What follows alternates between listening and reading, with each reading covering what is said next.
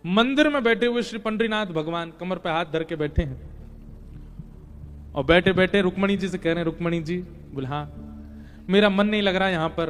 रुक्मणी जी बोली कहाँ है आपका मन? बोले तो का कीर्तन कर रहा, मेरा मन हो रहा मैं भी चला जाऊं वहां पे और मैं भी कीर्तन सुनूं उसका। ठाकुर जी कह रहे हैं मेरे को तुकाराम के कीर्तन में जाना है, मुझे दर्शन देने में आनंद नहीं आ रहा है यहाँ पर।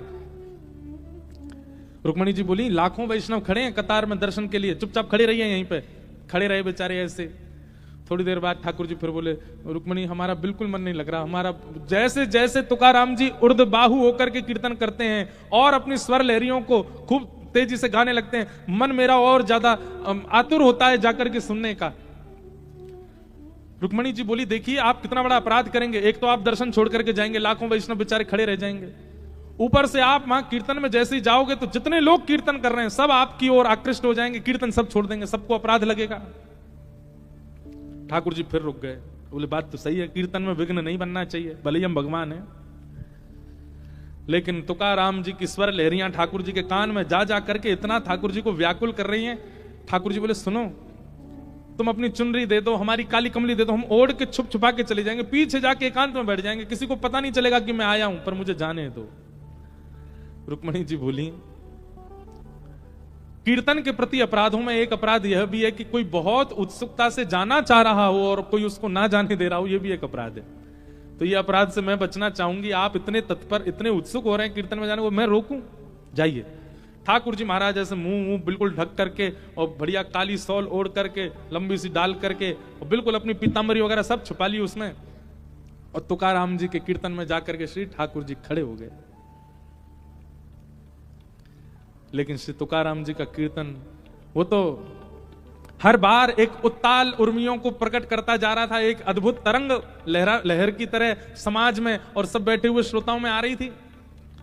ठाकुर जी सुनते सुनते ठाकुर जी के नेत्र बंद हो गए और सुनते सुनते हाथ से महाराज वो सौल जो थी वो छूटने लगी, धीमे धीमे मुकुट से उतरने लगी, मुकुट से उतर करके कंधे से उतरने लगी, कंधे से उतर करके पूरी उतर गई, और उतर करके महाराज जहां तुकाराम जी ने बोले सब ऊर्ध्वबाहुओं के करताल बजा के नाचो, ठाकुर जी अपने करताल बजाने लगे। करताल बजा करके वैष्णवों के बीच में ही ठाकुर जी उछल उछल करके नृत्य करने लगे। पंडरीनाथ भगवान नृत्य करते करते सब लोगों ने देखा, नेत्र बंद है, नेत्रों से अविरल अश्रुधार कर रही है ठाकुर जी के, और ठाकुर जी नृत्य कर रहे हैं। अबीर गुलाल उधरी तरंग नाथा घरी नाचे माझा सखा पांडुरंग, नाथा घरी नाचे माझा सखा पांडुरंग। पंडरीनाथ भगवान नृत्य कर रहे हैं, और वाणी जी में तो ऐसा आता है वर्णन, नाचते नाचते नाचते ठाकुर जी इतने आनंद में भर गए, इतने आनंद में भर गए कि नृत्य करते करते ठाकुर जी की पीतांबरी खुलने लगी, धीमे धीमे अंग वस्त्र नीचे उतरने लगा, और ठाकुर जी को सुध बुध ही नहीं है। तुकाराम जी के कीर्तन में ठाकुर जी उछल उछल के नृत्य कर रहे हैं। ऐसे श्री तुकाराम जी। तो ये भाव हमने क्यों गाया? सूरदास जी कह रहे हैं ये संत भी चोर हैं। बोले क्यों? क्योंकि इन संतों ने त्रिभुवन ठाकुर जी का चित्त अपने वश में कर लिया। संत चोर हरि ही चुराए, जो त्रिभुवन बेस्तारे।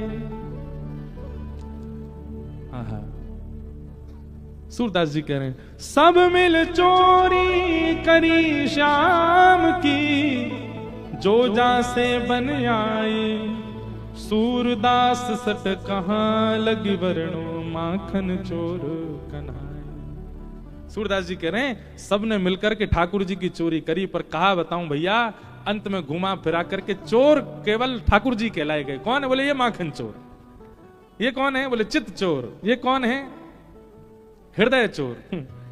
बोले चोर का शब्द ठाकुर जी के आगे लगाया गया, और देखा जाए तो पूरी दुनिया चोर है, पर ठाकुर जी को चोर कह दिया गया है। भैया वो चोर, पर वो चोरी उन वस्तुओं की नहीं करते जो पहले से चुराई जा चुकी हैं, उन वस्तुओं की करते हैं जो बिल्कुल नवीन है, अभी सील पैक है, बिल्कुल निकली नहीं है, किसी की दृष्टि पड़ी नहीं है।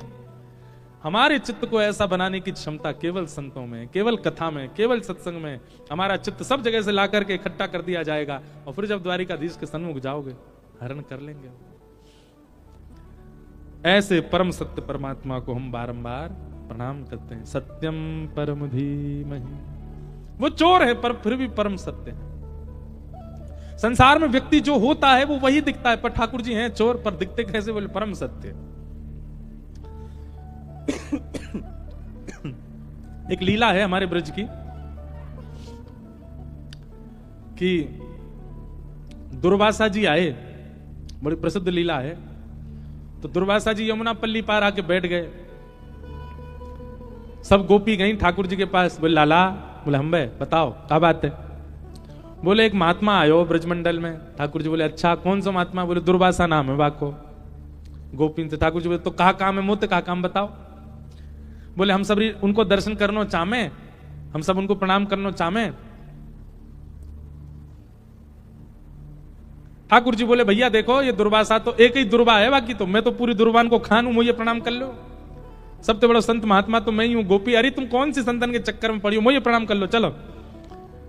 अब गोपी बोली तुम्हें तो रोज ही कर ले, अब एक बार कृपा कर दो दुर्वासा जी के दर्शन करने। ठाकुर जी बोले कहां है दुर्वासा जी? बोले यमुना पल्ली पार। तो चली जाओ दर्शन कर आओ। बोले यमुना जी में बाढ़ आ रखी है, खूब जोर से जल बह रहा, कैसे जाएं, डूब जाएंगी। ठाकुर जी बोले तो मैं कहा करूं, मेरी नाव तो छोटी सी है, मैं ना बैठाऊंगा मैं तुम सबन ने, तुम ऐसी मोटी मोटी धाम धुल्ला सी बैठ जाओगी, डूब जाएगी मेरी नाव। नंद बाबा ने छोटी सी नाव बनाई कि दैये मोह ना लाला, हम यूं कह रही हैं कि तू कह तो रे कि तू जय जय, तू परमात्मा है, तू परमात्मा है, तूने कछु करके दिखा, यमुना जी में हमारे काजे मार्ग प्रकट करवाए थे। ठाकुर जी बोले अच्छा तुझे बात है, मार्ग चाहिए यमुना जी थे? बोले हाँ। तो बोले काम करो, बोले कहा यमुना जी के तट पे जाओ और यमुना जी को जल अपने हाथ में लियो और यमुना जी को जल हाथ में लेकर के और यमुना जी से कहियो हे श्री यमुना मैया, यदि नंद नंदन योगेश्वर कृष्ण, ये योगेश्वर हैं, ये योगियों के भी ईश्वर हैं, पर स्त्री को कभी स्वप्न में भी नहीं देखते हैं, स्पर्श करना तो बहुत दूर की बात। यदि इन नियमों का पालन कृष्ण ने भली भांति किया हो तो आप हमको मार्ग प्रदान कर दो। गोपी सब बोली अच्छा, और जो कल हमारे संग रास विहार कर रहे वो? ठाकुर जी बोले देख मेरी बात तू जाके कहे यमुना मार्ग नहीं दे दे तो कहियो। सब गोपियां गई यमुना जी को जल हाथ में लेके बोली अगर नंद नंदन श्री कृष्ण पूर्ण योगेश्वर हैं, कभी किसी पर स्त्री का स्वप्न में भी चिंतन ना करते हो, तो हे यमुना जी हमको मार्ग दे दो। इतना कहते महाराज यमुना जी का जल एक तरफ रुक गया, आगे वाला बह गया, मार्ग प्रकट हो गया। गोपियां सब आश्चर्यचकित हो गई। ठाकुर जी दूर खड़े खड़े बोले कहो है ना योगेश्वर हम? बेमतलब पे हम पे तुमने सबने जो है काय उल्टे सीधे बात बना रखी है। देखो पर स्त्री का चिंतन स्वप्न में भी नहीं करते, देखो यमुना जी ने मार्ग दे दिया।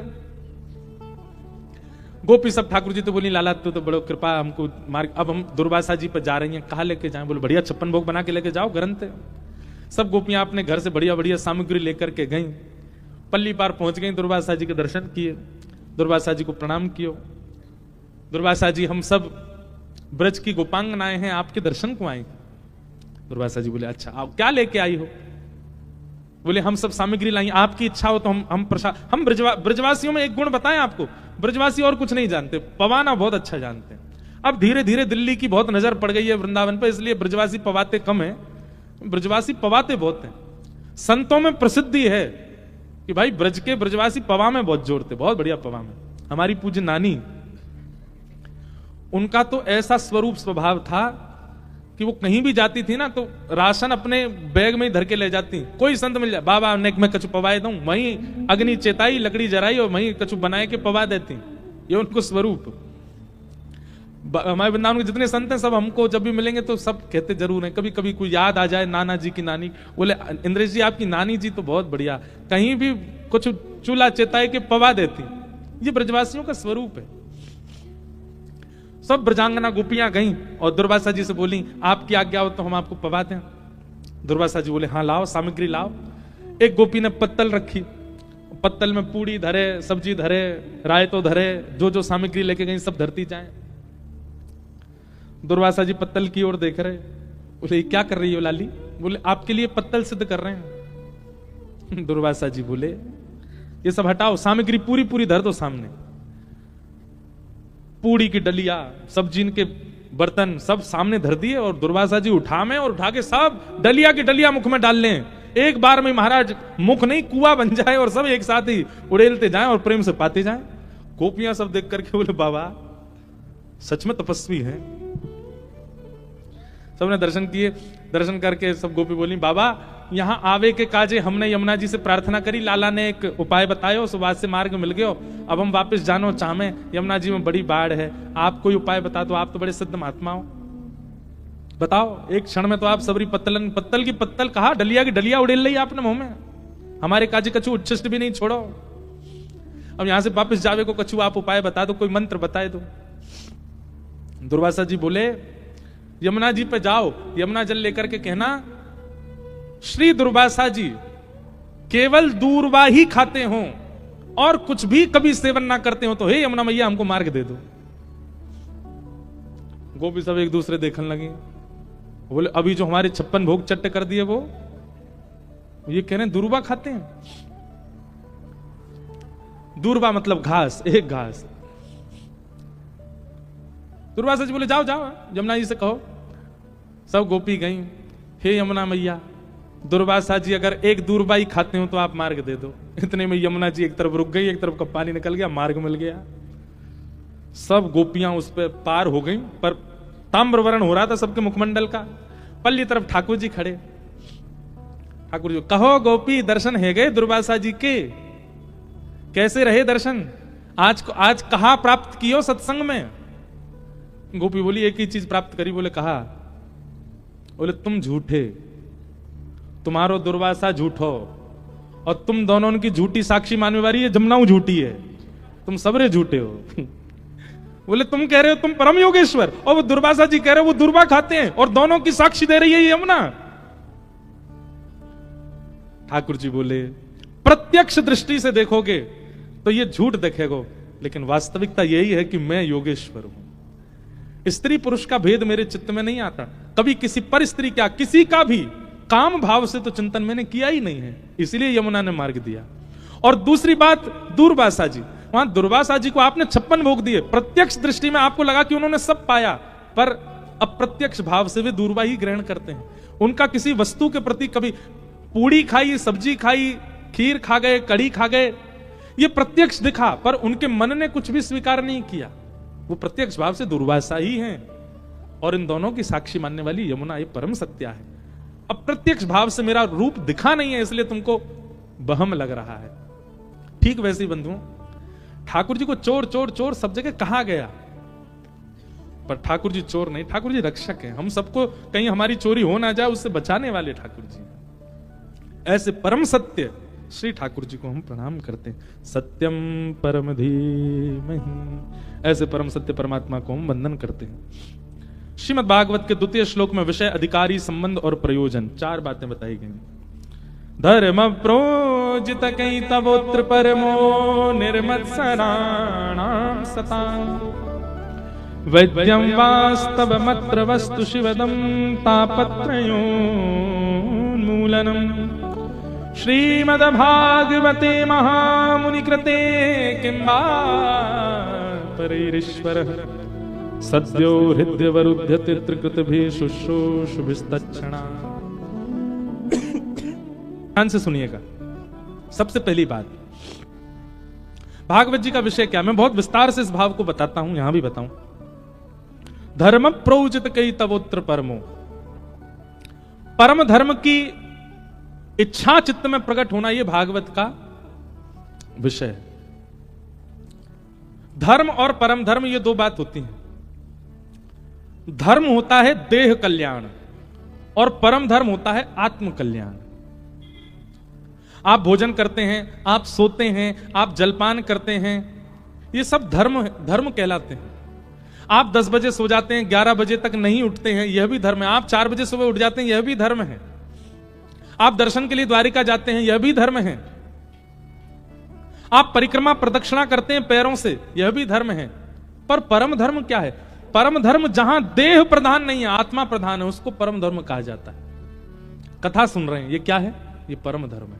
यहां देह प्रधान नहीं है। कथा में आपके देह को कुछ भी प्राप्त नहीं होगा, आत्मा को प्राप्त होगा। सत्संग में देह को नहीं मिलता है, आत्मा को प्राप्त होता है।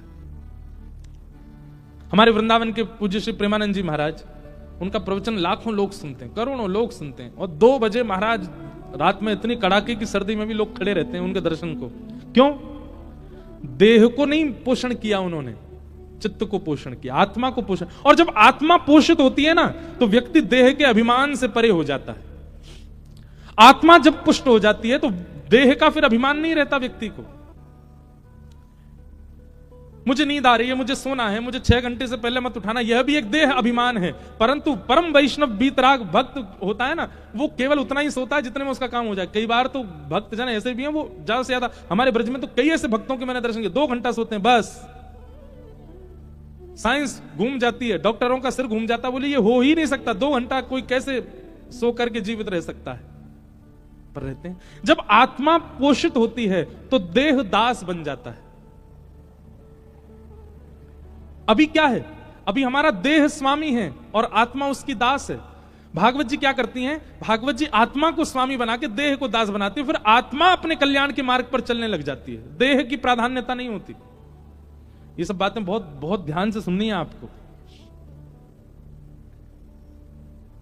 अभी देह प्रधान है हमारा, पर जिस दिन आत्मा प्रधान हो जाएगी, आप देह को गौड़ मानने लग जाओगे, देह की इतनी चिंता आपको नहीं होगी। हम लोग सुनते हैं सतयुग त्रेता द्वापर में 1000 वर्ष तक तपस्या कर रहे हैं, 500 वर्ष तक तपस्या कर रहे हैं, और इस कलिकाल में किसी व्यक्ति के 5 साल की साधना देख करके हमारी आंखें खुली रह जाती हैं, अरे बाप रे इन्होंने कैसे कर लिया। क्यों? हम सब देहाभिमानी, हमारा देह कष्ट सह ही नहीं सकता। कल एक काम करें, कल हम आपको पता ना चलने दें, आपसे पहले ही सोफा सारे उठवा दें कथा पंडाल में से, सब नीचे बैठ जाओ, क्या होगा? ओ ये कैसे होगा महाराज जी, बिना सोफा के कैसे बैठे, हमारे तो पाम दर्द करते हैं, हमारे तो घुटने में ये पड़ा है, ये है। चलो, जो बेचारे असमर्थ हैं उनके लिए सोफा पे बैठना जायज है, पर जिनके सब कुछ ठीक है, बिल्कुल पाम भी बिल्कुल चकाचक महाराज दौड़ते हैं, कमर भी बढ़िया है, वो भी बैठे हैं लद करके। क्यों? देह अभिमान, देह को अभिमान है। हम नीचे कैसे बैठ सकेंगे? अरे पाम बैठा नहीं जाएगा, अरे नहीं हम तो, अरे इतनी कम उम्र में भी बैठ गए। क्यों? देह अभिमान। हम जब भागवत के वक्ता बनने वाले थे, मतलब भाव रखा था, ये सब बातें पता है प्रारंभिक स्थिति की मुझे यहां याद क्यों आ रही? क्योंकि द्वारिका से मैंने शुरू किया कथा को। 2015 में सबसे पहली कथा हमने द्वारिका में ही की। आज भी वो जगह मुझे दिखती है, मैं प्रणाम करता हूं उसको, जहां से हमने पहली कथा की। तो हमारे नाना जी और पिताजी महाराज का सबसे पहला वाक्य क्या था? बोले कथा वक्ता यदि बनना है तो सबसे पहले देह का अभिमान छोड़ना पड़ेगा। देह अभिमानी होता ना, हम भी टी शर्ट पहन के बैठते हैं यहाँ पे, देह अभिमानी होता तो आजकल वो मोटिवेशनल स्पीकर नहीं, यहाँ पे माइक लगा के घूमते रहते हैं मंच पे, हम भी ऐसी कथा कहते। कहीं ना कहीं फैशन को प्रायोरिटी देते, कहीं ना कहीं लुक्स को प्रायोरिटी देते। वैसे एक बात कहें, जो हमारा सामान्य लोग इसकी भी कॉपी करते हैं लोग, इसका मतलब ये भी फैशन तो है। इसकी भी लोग बाग, ये देखो क्या है, सामान्य है, सामान्य है, साधारण है, इसलिए ये भी पसंद आता था। ये देह को पसंद नहीं आता, ये आत्मा को पसंद आता है। हम कलरफुल पूरे दिन भर में पहनेंगे, पर कथा तो हमसे सफेद में ही होती है। ये सामान्यता, ये एक प्रकार का देहाभिमान शून्य है। देह अभिमानी होता तो फिर यहां पर वही पहना जाता जिससे और अच्छे लगे, पर नहीं। देह अभिमानी होता तो पांव लटका के बैठते, या व्यासपीठी ऐसी बनाते कि बैठते यहां पे पांव नीचे चले जाएं, पर नहीं, एक आसन में बैठना, हिलना भी नहीं, डुलना भी। क्यों? देहाभिमान शून्य। 2 प्रकार होते हैं, या तो देहाभिमान शून्य बनना पड़ता है, या फिर भक्ति के मार्ग में जब आपका चित्त वृत्ति कहीं और होती है ना, तो देह अभिमान शून्य अपने आप हो जाता है। कई बार आपने देखा, आप किसी चिंतन में होते हो तो चिंता करते करते करते पता चला इतनी गर्मी में भी पंखा नहीं चला, एसी नहीं चला, पसीने आ रहे हैं, पर उस चिंतन में इतने तत्पर थे कि आपको गर्मी का अनुभव नहीं हुआ। देहाभिमान कहां गया? जहां चित्तवृत्ति थी, उस चित्तवृत्ति के जहां होने पर, वहां होने पर देहाभिमान चला जाता है। तो कई बार कथा करने वाले और सुनने वाले के केंद्र बिंदु में द्वारिकाधीश होते हैं, उसको फिर अनुभव नहीं होता, पैरों की पीड़ा, कमर की पीड़ा या कोई और पीड़ा। तो भागवत जी का विषय क्या है? देह अभिमान को शून्य करना। अगर कथा सुनने वाले का देहाभिमान शून्य नहीं हो रहा है, और शून्य तो बहुत दूर की बात, 10%, 15% भी नहीं घट रहा है, वो कथा का श्रोता नहीं। जो प्रायोरिटी संसार का व्यक्ति अपने देह को देता है, वो वैष्णव नहीं देता। वो देह से सर्वथा अंतरंगी हो जाता है।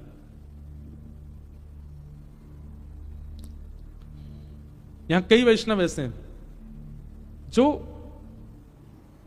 नाथद्वारा उत्सव में भी थे, उसके पूर्व की कथाओं में भी थे, तो यहां भी आए। क्यों आए? और वो बेचारे कहां रह रहे हैं, क्या पा रहे हैं, मुझे तो वह भी नहीं पता, पर आ रहे हैं सब जगह। क्यों? देहाभिमान शून्य। और उनको चिंता भी नहीं होती, वहां जाके देख लेंगे, कुछ व्यवस्था तो हो ही जाएगी, पालेंगे। इतना देहाभिमान तो हमें भी है कि हम कहीं कथा करने जाते हैं तो पहले ही पूछते हैं व्यवस्था कैसी, कहां रुकेंगे, कहां सोएंगे, कहां। पर श्रोता तो वक्ता से भी ज्यादा देहाभिमान शून्य होते हैं। और यही कथा के श्रोता का एक लक्षण है कि वो देहाभिमान से शून्य हो रहा है। और जैसे आप देहाभिमान शून्य होने लग जाते हैं, आप आत्म कल्याण के मार्ग पर अग्रसित होने लग जाते हो। फिर आपकी आत्मा का कल्याण प्रारंभ हो जाता है, क्योंकि आपको देह का अभिमान नहीं है। हमारी बात समझ रहे हैं ना? जब तक देह प्रायोरिटी है, इसका मतलब यह नहीं है कि मोटा हो रहा है तो हुन दो, काय को वॉक करना। महाराज जी कह रहे थे देहाभिमान शून्य हो जा, पड़े रहो, सोते रहो। गुलाब जामुन लाओ, लाओ खवाओ, रबड़ी लाओ, लाओ खवाओ। देह को, अरे करेला लाओगे वो भी खा लेंगे हम, देहाभिमान शून्य है, महाराज जी ने कहा था। हमारे एक हैं प्रिय मित्र हैं, पंडित जी हैं, उनको चाय पिवा दो, चाय के ऊपर छाछ पिवा दो, पी लेते हैं। मैंने कि यार चाय पे छाछ कौन पीता है? देहाभिमान शून्य है, हमारा देह सब स्वीकार। मैंने कहा ये देहाभिमान शून्य नहीं है, ये भोगाभिमान है, ये भोगाभिमान है। कुछ भी खिला दो सब खा रहे हैं, कुछ भी दे दो सब ले रहे हैं, ये भोगाभिमान है, ये देहाभिमान शून्य नहीं है।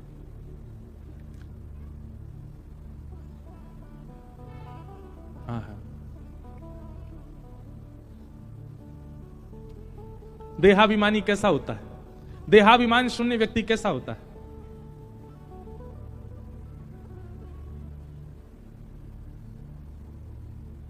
मैं तो गोविंद रा गुण गासूं, राणा जी रूठे तो मने काय करसी।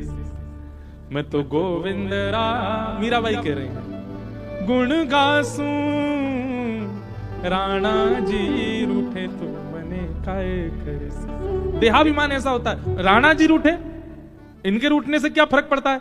अरे भली मानो कि ये रूठ रहे हैं, कहीं जगत नियंता रूठ गया तो क्या होगा?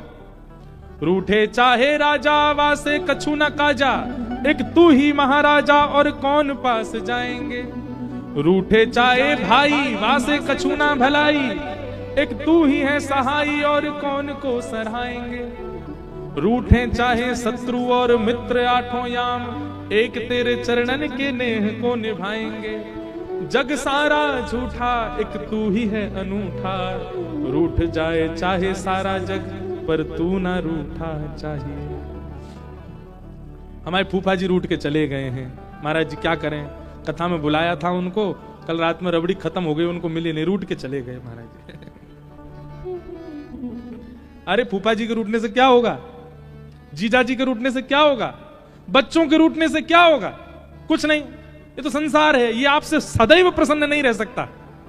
अपनी तो एक जिम्मेवारी रहनी चाहिए कि द्वारिकेश हमसे कभी ना रूठे, बस वो कभी ना नाराज है। और सुनो, वो रबड़ी से नहीं रूठते, वो लड्डू से नहीं रूठते, वो ध्वजा जी नहीं चढ़ाओगे तो रूठ जाएंगे, ऐसा नहीं है। इन सब से नहीं रूठते ठाकुर जी। ठाकुर जी तो केवल एक चीज से रूठते हैं, आप कभी भी किसी भक्त का अपमान मत करना, वो उससे रूठते हैं बस। आप चाहे कितने भी पाप कर लो, कितने भी गलत कार्य कर लो, ठाकुर जी रूठते नहीं। बस हाँ ये कि पाप की मात्रा ज्यादा होती है, ठाकुर जी के कोई नहीं बेटा, अपने आप कर तो रहे, भोग लेगा अपने आप ही, हमें क्या, लेकिन अच्छा बच्चा संभलने की कोशिश कर। ठाकुर जी की भावना ऐसी रहती, ठाकुर जी रूठते नहीं। लेकिन जब हम किसी भक्त का अपमान कर देते हैं तब ठाकुर जी रूठ जाते। बोले तू पाप करे मैं कुछ नहीं कहता, तू गलत काम करे, गलत खाए पिए मैं कुछ नहीं कहता, मेरे को भजने वाले का अपमान क्यों कर रहा है? सबसे बड़ा ठाकुर जी के रूठने का कारण है कि कोई भक्त नाराज हो जाए आपसे। इसलिए कभी कोई भजन करता आपसे रूठे ना, ये प्रयास करते चलो। बस देहाभिमान शून्य व्यक्ति हो जाए। मीराबाई, कहो तो कुसुमल साड़ी रंगावा, कहो तो कुसुमल साड़ी रंगावा, कहो तो कुसुमल साड़ी रंगावा, देहाभिमान शून्य है। कहो तो भगवा भेष, कहो तो भगवा भेष। हम एक दिन अगर मनेगा ना मन, तो श्री मीराबाई सा द्वारिका में कैसे ठाकुर जी में विलीन हुई वो कथा सुनाएंगे। बहुत करुण और विरही कथा है, पर एक दिन मन होगा तो कहेंगे। कहो तो मोतियन मांग भरावा, कहो तो मोतियन मांग भरावा, कहो तो मोतियन मांग भरावा, कहो तो मोतियन मांग भरावा। मीराबाई के पास कोई जड़ाऊ साड़ी लेकर के आ जाए, मीराबाई कहती इसको पहनने से क्या होगा। कोई कह देता मीरा तो सुंदर लगेगी, सब तुझको देखेंगे। मीराबाई नहीं पहनती थी, पर कोई आके कह देता अरे ऐसे ही लहंगा गोपियां पहन के जाती थी, तभी श्याम सुंदर देखते थे, तुरंत मीराबाई पहन लेती। क्यों? श्याम सुंदर देखी। किसी संत को देख लेती भगवा भेष में, कहती आप संत ऐसे रूप में क्यों रहते हैं? बोले इससे ठाकुर जी की दृष्टि रहती है। मीराबाई भी भगवा भेष धारण करके रखती। कहो तो मोतियन मांग भरावा, कहो चिटकावा केश। एक दिन मीराबाई अपने केश ही उतारने को तैयार हो गई। क्यों? हमने सुना है कि बिना केश के रहने से ठाकुर जी को अच्छा लगता है। ये देहाभिमान शून्य है। देहाभिमान शून्य की परिभाषा है ये सब जो यहां बैठे हैं। जिन भेषा मेरो गिरधरी जय, जिन भेषा मेरो गिरधरी जय, जिन भेषा मेरो गिरधरी जय, जिन भेषा मेरो गिरधरी जय, सोही भेष धरूंगी हो, सोही भेष धरूंगी। अरे हाँ, सोही भेष धरूंगी हो, सोही भेष धरूंगी। अरे हो मैं बैराग हूँगी, करताल बजा के गाओ। मैं बैराग हूँगी। यही है देहाभिमान शून्य। वो खाएंगे जिससे द्वारिकेश प्रसन्न हो, वो पहनेंगे जिससे द्वारिकाधीश प्रसन्न हो, वैसे रहेंगे वैसे जिएंगे जिससे वो प्रसन्न हो। जिन भेषा मेरो साहिब रीझ है, जिन भेषा मेरो साहिब रीझ है, जिन भेषा मेरो गिरधर रीझ है,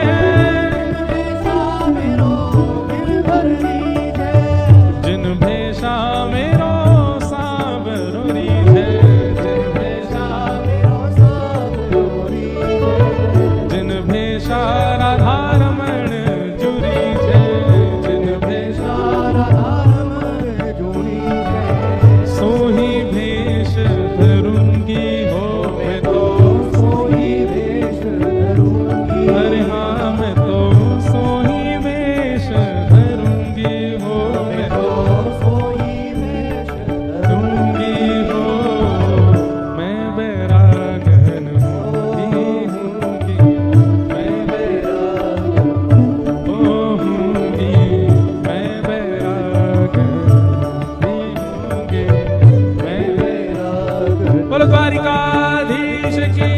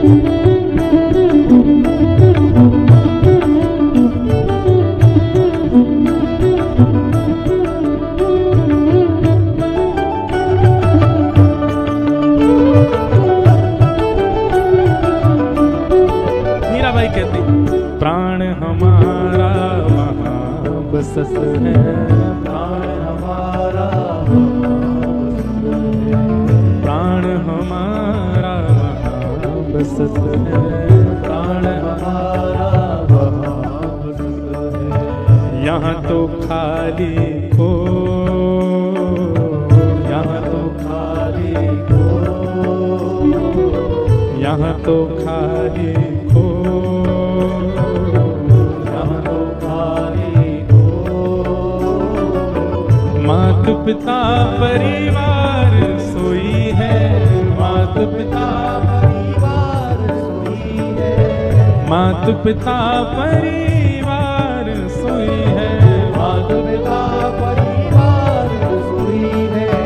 कहिए तिनका तो बाला, कहिए तिनका तो ओ बाला, कहिए तिनका तो बाला, कहिए तिनका तो। अरे हाँ मैं बैरागन होंगे, मैं बैरागन होंगे, मैं बैरागन होंगे, मैं बैरागन। और सुनो, यह देहाभिमान शून्य किसको कहते हैं? ये सब सारी पंक्तियां मीराबाई की देहाभिमान शून्य को प्रकट करती हैं। यातन की मैं करूं किंकरी, यातन की मैं, यातन की मैं करूं किंकरी, यातन की मैं ओ रसना नाम कहूंगी, रसना नाम कहूंगी, ओ रसना नाम कहूंगी, रसना नाम कहूंगी।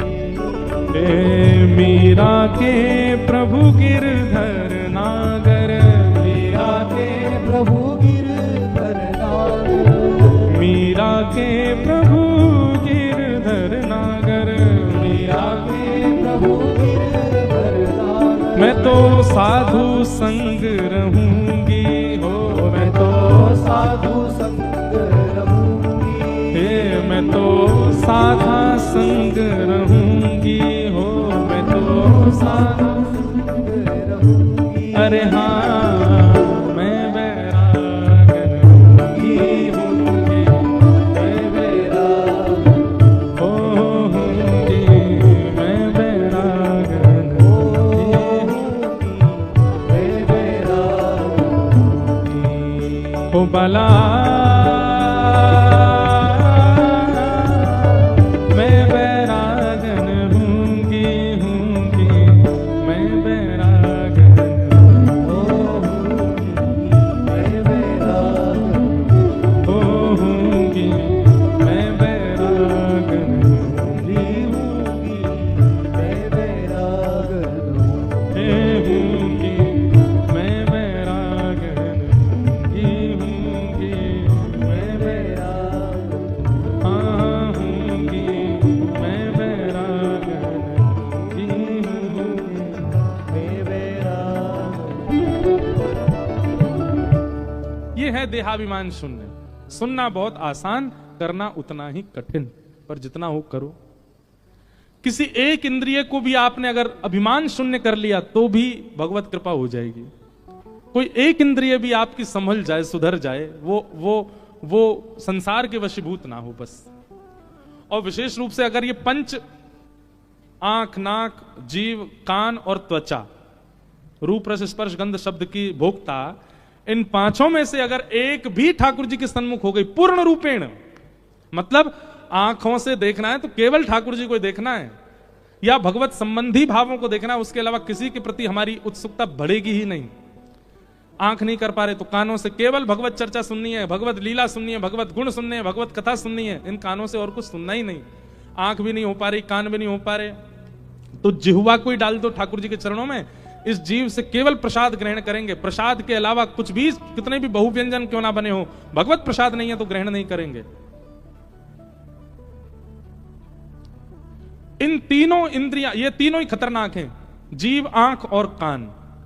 इन तीन में से तीनों नहीं, एक भी यदि भगवत सन्मुख हो जाए पूर्ण रूपेण, तो भी भगवत प्राप्ति संभव है, संभव है, संभव है। हम व्यासपीठ से कह रहे हैं, हमारी जिम्मेवारी बनेगी, आपकी हमारी जिम्मेवारी है कि मिलेंगे ठाकुर जी, बस इन तीन में से एक भी भगवत सन्मुख हो जाए।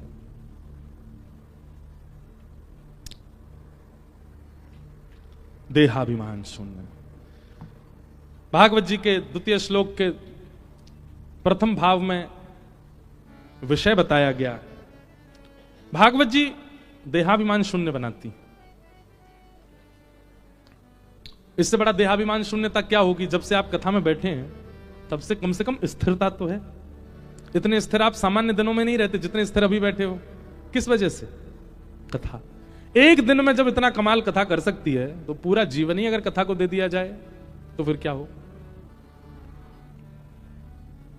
और कथा केवल सुनने तक मत रहिए। बहुत सुन लिया, एक आध साल लगातार कथा सुन ली, अब क्या करना है? अब उतारना है, अब उसका निरुध्यासन करना है। बिना निरुध्यासन के नहीं काम बनेगा, उसको उतारना है जीवन में। निर्मत्सराणाम सताम, कथा को आप जीवन में उतारोगे तो क्या होगा? मात्सर्य दोष नष्ट हो जाएगा। मात्सर्य दोष का मतलब क्या है? कथा जिस दिन से जीवन में आना प्रारंभ कर देगी, आपको किसी में दुर्गुण दिखेंगे ही नहीं, सब में अवगुण दिखने लग जाए, सब में सद्गुण दिखने लग जाएंगे। आपसे किसी ने लाख बुराई करी, ये व्यक्ति ऐसा है, और इसने अंदर देखो, मुझसे क्या पूछो, उससे पूछ लो, वो भी ऐसे ही बताएगा।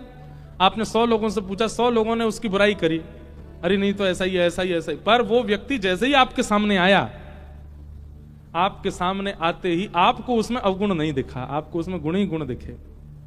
ये भी भगवत कृपा है। ये मात्सर्य दोष से रहित होने का मतलब होता है। पर हर बात का सब लोग अनर्थ कर देते हैं, इसलिए हमको बहुत संभल संभल के बोलना पड़ता है। कई बार बेटे में लाख अवगुण हैं और मां को सब लोग कह रहे हैं कि ये तुम्हारा ऐसा करता है, ये तुम्हारा ऐसा करता है, इसको समझा लो, इसको संभाल लो। पर मां को जब भी वो दिखता है वो गुण ही दिखते हैं। नहीं नहीं नहीं नहीं, आपको गलत फहमी है, वो तो ऐसा नहीं है, ऐसा है। वहां फिर वो दोष बन जाता है। स्वार्थ भाव से आप किसी के अवगुण जानते हुए भी नजरअंदाज कर रहे हो, वो दोष है, वो सरासर गलत है, वो दोष है। पर स्वाभाविक भाव से आपको केवल गुण ही गुण दिख रहे हैं, स्वभाव ही ऐसा बन गया है कि अब सब में गुण ही दिखते हैं। ये सत्संग की कृपा है। आप द्वारिका जा रहे थे, आपसे द्वारिका के बारे में कह दिया गया कि वहां के लोग ऐसे हैं, वहां के पंडित जी ऐसे, पुजारी जी ऐसे हैं, वहां के लोग बाग लोकल वाले ऐसे हैं, मंदिर में ऐसा। वृंदावन की कह दिया गया, वहां तो महाराज ऐसे होता है, रिक्शा वाले ऐसा कर देते हैं। ये अब इतना सब कुछ आप फॉल्स न्यूज सुन करके गए, तो अधिकतर ऐसा स्वाभाविक होता है, मानवीय स्वभाव होता है कि जहां की आप बहुत निंदा सुन के जाते हो, वहां जाने पर फिर आपको वही वही दिखने लगता है। आपको फिर बिहारी जी नहीं दिखते, फिर राधारमण जी नहीं दिखते, फिर आपको वही दिखता है जो लोगों ने पढ़ा के सिखा के भेजा। और बल्कि कई बार तो कई लोगों को उससे भी ज्यादा दिखने लग जाता है। अरे तुमने तो ब्रजवासियों की इतनी बताई, मैं तो और देख के आया, ऐसा और दिखा मुझे। वो 2-4 अवगुण और एक्स्ट्रा देख के आते हैं। पर जब सत्संग की कृपा आपके ऊपर होती है ना, तो फिर आपसे लाख बुराइयां की गई हों, पर आप जाकर के तब भी गुण ही देख करके आओगे। गुण दर्शन ही होता है। आपने भले ही ऐसा बताया था उसके बारे में, पर मुझे ऐसा नहीं लगा, मुझे तो अच्छा ही लग रहा था। ये सत्संग की कृपा है। ठाकुर जी ऐसे ही हैं। कितनों कोई अवगुण युक्त ठाकुर जी के आगे चलो जाए, फिर भी ठाकुर जी उसको दर्शन देते हैं, उसके सामने खड़े रहते हैं। अवगुण देख करके कपाट बंद कर लेते हो, मंदिर में उसको घुसने ना देते हो, नहीं, सबके लिए द्वार खुले ठाकुर जी। क्यों? क्योंकि ठाकुर जी का स्वभाव ऐसा है, निर्मत्सराणाम सताम। कहीं ना कहीं आप अवगुण दृष्टि आपके चित्त में है, ये राक्षसत्व है। और गुण दृष्टि यदि है, केवल गुण ही देखते हैं, तो ये सत्संग दृष्टि है, सब में गुण देखो। वैद्यम वास्तवमत्र वस्तु शिवदम तापत्रयोन्मूलनम श्रीमद्भागवते महामुनि कृते किंबा परेरीश्वर सद्यो हृदयवरुध्यते त्रिकृतभिः शुश्रूषुभिस्तच्छणा। भागवत जी का एक ही नियम है, क्या? कथा सुनने के बाद ठाकुर जी के प्रति कोई अपनत्व संबंध दिखने लग जाए। ठाकुर जी ना रहे, कुछ अपने से लगने लग जाए, उनके प्रति कोई संबंध का भाव प्रकट हो जाए। तापत्रयोन्मूलनम, कथा सुनने के बाद में आदिदैविक आदिभौतिक आध्यात्मिक तापों का अनुभव ना होता हो। ताप तो जीवन में आते हैं, लेकिन फिर भी आप प्रसन्न रहते हो। यह सत्संग की कृपा है। इस प्रकार से विषय, अधिकारी, संबंध और प्रयोजन, ये 4 बातें बताई गई भागवत जी का द्वितीय मंगलाचरण। अब तृतीय मंगलाचरण ये कह करके फिर हम विराम देंगे। निगम कल्प तरोर्गलितम फलम सुख मुखादमृत द्रव संयुतम पिबत भागवतम रसमालयम मुहुर्हो रसिका भुवि भावुका। कथा क्या है? रसमालयम। आलय किसको कहते हैं? संस्कृत में आलय, आलय का मतलब क्या होता है? घर। भागवत जी क्या है? बोले रस का आलय हैं। और श्री कृष्ण कौन है? रसेश्वर, रासेश्वर। वो भी रस के आलय और ये भी रस के आलय। दोनों को कहीं से भी देखो रस ही मिलेगा। भागवत जी आप कहीं से भी सुन लो, कुछ नहीं, एक अभी नाथद्वार में कथा थी, 2 ही श्लोक हुए बस पूरे 7 दिन में, 2 ही श्लोकों पे चर्चा चलती रही। क्यों? रस आलयम। इतना रस है कि एक श्लोक पर पूरा जीवन व्यतीत किया जा सकता है। ऐसी खान है भागवत जी की। अब एक ही श्लोक की चर्चा में हम सूरदास जी की भी बात कर लेंगे, तुलसीदास जी की भी बात हो जाएगी, मीराबाई की भी बात हो जाएगी, रामदास बोडाना की बात हो जाएगी, ज्ञानेश्वर माउली की बात हो जाएगी, नरसिंह मेहता की बात हो जाएगी। सब चरित्र एक साथ प्रकट होते चले जाएंगे एक ही श्लोक में, और उसी में 7 दिन की कथा हो जाएगी। क्यों? रसमालयम, रस आलय है भागवत। एक एक बूंद में रस भरा हुआ है। ऐसी भागवत की कथा को क्या करो? बोले सुनो, नहीं, रस को सुना नहीं जाता, रस को पिया जाता है। अब आप लोगों को तो नहीं मिला होगा, पर हमारे द्वारिकाधीश मंदिर में राजभोग जब लगता है ना ठाकुर जी को, दोपहर के भोग को राजभोग कहते हैं। राजभोग में एक ठाकुर जी को मीठा जल पिलाया जाता है। एक मीठे जल की झारी होती है, इतना स्वादिष्ट होता है। मैंने ऐसा मीठा जल, उसमें कुछ नहीं होता, शक्कर होगी, थोड़ी इलायची सी होती है, केसर होगी, बस 2-4 सामग्री होती हैं। वो आप घर पे बना लो, नहीं बनेगी आपसे। हमने प्रयास किया वैसी बन जाए, नहीं। वो द्वारिकाधीश जी के सन्मुख से मिलती है, उसी में ही वो स्वाद होता है। और इस बार हम पे कृपा नाथद्वारा में भी हुई। वैसे सब भाव मंच से बताने के नहीं होते, नहीं तो फिर लोग बाग वहां जाके फिर वो भी प्रयास करते, हमको भी मिले। वहां पे हमको ठाकुर जी का एक मीठे जल की झारी का प्रसाद मिला श्रीनाथ जी में। आप सत्य मानेंगे, मुख में डालते ही नेत्र अपने आप बंद हो गए। तन की स्थिति बता, अभी भी मेरे मुंह में पानी आ गया, इतना सुंदर जल था वो। और तन था कहीं, मतलब कलयुग में था, पर एक क्षण के लिए वो जल मुख में जाते ऐसा लगा द्वारिका पहुंच गए क्या, द्वापर में पहुंच गए हो क्या। नंद नंदन यहीं क्रीड़ा कर रहे हैं, यशोदा मैया बुला रही हैं, लाला कहीं डोल लो है, डोल के दौड़ के जा रहे हो। एक क्षण में सारी लीला का अनुभव जैसा होने लगा, केवल उस रस से। ऐसे ही भागवत जी का रस है। आप लोगों को सामान्य कथा लगती है। अभी मुझे 6:20 हो गए, पता ही नहीं चली मुझे। मैंने अभी जब थोड़ी देर पहले जब घड़ी देखी 6 बजे थे, मैंने कहा यार बड़ी जल्दी समय हो गया। नहीं तो 3 घंटा 3.25 घंटा कथा कहते फिर विराम कर देते हैं। अब यहाँ इच्छा ही नहीं हो रही कथा विराम करनी हो रही, अभी तो शुरू करी, अभी इतनी जल्दी कैसे विराम कर दें। क्यों? रसमालय। जब रस का अनुभव होता है तो अधिक समय भी एक क्षण में, गोपियां कहती हैं गोपी गीत में, आहा, इससे बढ़िया कोई पंक्ति नहीं मिलेगी कथा के विश्राम के लिए। गोपियां कहती हैं, बनरुहाननम चारुदशय। हे नाथ, जब आप वन में विहार करते हैं, उस वन विहार करते समय जब आपका वह मधुर रूप का जब हमको दर्शन होता है ना नाथ, उस रूप का हम कैसे वर्णन करें। धनरजस्वलम दर्शयन् अटतिय धवान् नन्हिकाननम् त्रुटियुगायते त्वाम पश्यताम्। द्वारिका में जो यहाँ के द्वारिका के लोग हैं ना, वो द्वारिकाधीश जी को रुक्मणी का पत्र रोज सुनाते हैं। शयन आरती से पहले रुक्मणी जी का पत्र सुनाया जाता है नित्य ठाकुर जी को। कल मैंने सुन लिया, अब मैं कहूं मैंने कि यहाँ लाल जी को रुक्मणी जी का पत्र सुनाया जा रहा है, और रुक्मणी जी कहीं गई थोड़ी है, यहीं द्वारिका में ठाकुर जी के संग ही बैठी हैं। पत्र तो उसका सुनाया जाता है जो दूर बैठा है। अब हम आए, अब हम गोपी गीत सुनाएंगे। द्वारिकाधीश जी को रुक्मणी जी का पत्र द्वारिका के लोग सुनाते हैं, रुक्मणी जी पीछे ही बैठी हैं, उनका पीछे वाले, अब पीछे कोई व्यक्ति बैठा है और उसका मैसेज कोई हमको ऐसे सुना रहा हो, ये तो कोई बात नहीं बनी। अरे वो पीछे बैठा, उससे कह दो आके बात कर ले हमसे, उसका संदेश हमको ऐसे क्यों सुना रहे हो? पर जो बहुत दूर बैठा है उसका मैसेज सुनाया जाता है ना। आप में से जो भी दर्शन करने जाए, गोपी गीत याद हो तो अच्छा, नहीं हो तो एक पत्री निकाल लीजिए और मंदिर दर्शन करके वहां बहुत स्थान है, बैठ जाओ कहीं पे, वहां बैठ के पूरा गोपी गीत सुनाओ ठाकुर जी को। हम सब ब्रज का प्रतिनिधि कर रहे हैं यहाँ पर, तो ब्रजवासियों वाले काम करो ना, ठाकुर जी को याद दिलाओ, ब्रज की याद आ जाए।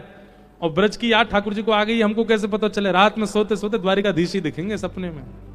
द्वारिकाधीश आकर के धन्यवाद कहेंगे, वाह भैया तेने आके बहुत बढ़िया, क्यों वो ब्रज की याद दिलाए थे। गोपियां क्या कह रही हैं ठाकुर जी से? हे नाथ, जब आप अटति यद भवान नन्ही काननम, जब आप वन में विहार करते हो ना, उस समय आपकी छवि जब हमारे सामने होती है और उस छवि का दर्शन करते करते करते अगर हमारी एक क्षण के लिए पलक झपक जाती है ना, तो पता है ठाकुर जी वो एक क्षण के लिए झपकी हुई पलक हमको कितनी वेदना देती है। बोले कितनी वेदना देती है?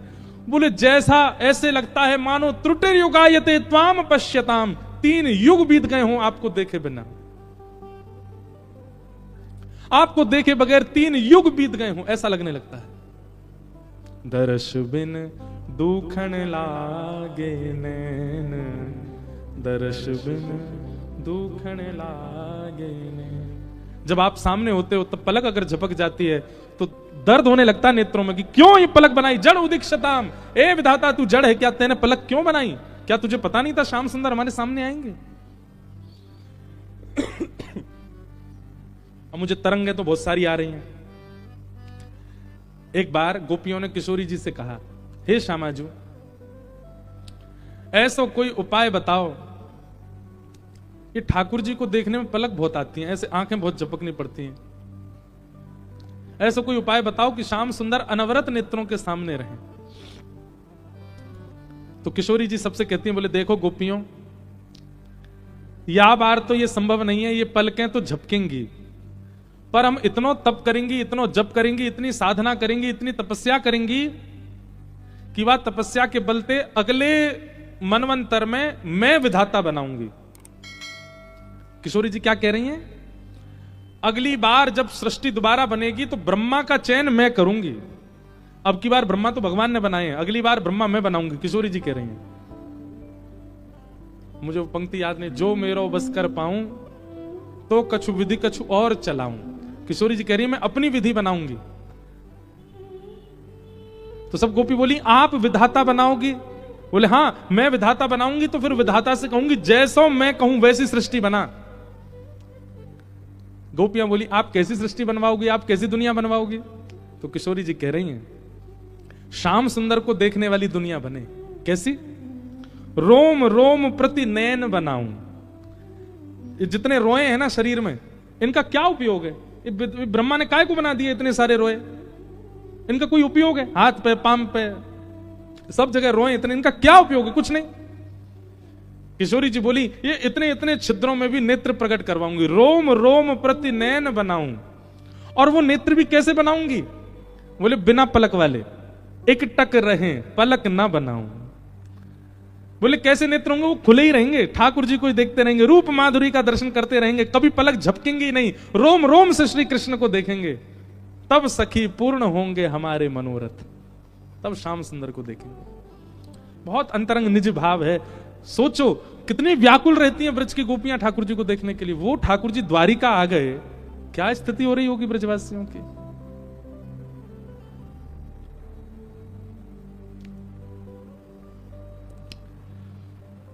त्रुटे युगायते त्वाम पश्यताम। एक प्रयास तो किया कीजिए। तो ठाकुर जी के दर्शन करने जाओ, भले आप लाइन में खड़े हो, सन्मुख खड़े हो, हमको तो पुजारी जी आगे खड़ा कर देते हैं। एक मेरे को टोकने लगे, बोले अच्छा खुद वीवीआईपी बन के आ जाते हो, कथाओं में मना करते हो। मैंने सुन भैया जो हमारे ब्रज को ठाकुर है, या के ब्रज के लाला हम हैं, हम प्रयास करके नहीं जा रहे वीवीआईपी होने, पुजारी खुद ही पकड़ के ले जा रहे हैं, तो मना क्यों करनी? प्रयास करके मत जाओ वीवीआईपी बन के। हाँ मंदिर में सब योजनाएं आपको अपने आप वीवीआईपी बना रही हो, तो पीछे भी काहे को हटो, जाओ प्रेम से दर्शन करो। भाई हमारे ब्रज को लाला, हम तो आगे तक हम तो गले मिलकर दर्शन करेंगे। जितनी देर ठाकुर जी के सामने रहो, कम से कम उतनी देर पलक मत झपका, देखो एक टक देखो। आपको पता ही नहीं चलेगा कि कौन क्या बोल रहा था, कहां से धक्का पड़ा था, क्या। जितनी देर दिखे हों उतनी देर पलक झपके ना, ठाकुर जी को निहारो अपलक नेत्रों से। आप याद करेंगे कि वो छवि आप भूल नहीं पाओगे। आपको याद होगा कि आज मुकुट कैसा था, आज पाग कैसी थी, आज ठाकुर जी के गले में माला कैसी थी, आज ठाकुर जी के पीछे की पिछोड़ा कैसा था, पिछवाई कैसी थी, कंगन कैसे थे, कड़ूला कैसे थे, सब याद रहेगा। हम अभी श्रीनाथ जी 7 दिन दर्शन करके आए द्वारिका, हमको श्रीनाथ जी के 7 दिन के याद हैं, कैसे कैसे कौन कौन से दिन क्या क्या दर्शन थे, और अब द्वारिकाधीश जी के भी याद है। ये कोई अभिमानवश नहीं कह रहे, पर एक दर्शन की विधा होती है। एक तो अपलक नेत्र, दूसरे चरणों से मुखमंडल देखना चाहिए, मुख से चरण नहीं, नीचे से ऊपर की ओर देखना चाहिए। तीसरा, प्रेम जितना उमाड़ सको अपने चित्त में उतना प्रेम भर के ठाकुर जी को देखो। और वो तभी हो सकता है जब किसी संबंध से दर्शन करोगे। केवल भगवान मान के करोगे तो आपके संबंध, आपके दर्शन में विघ्न आएगा। कोई संबंध मान करके करो।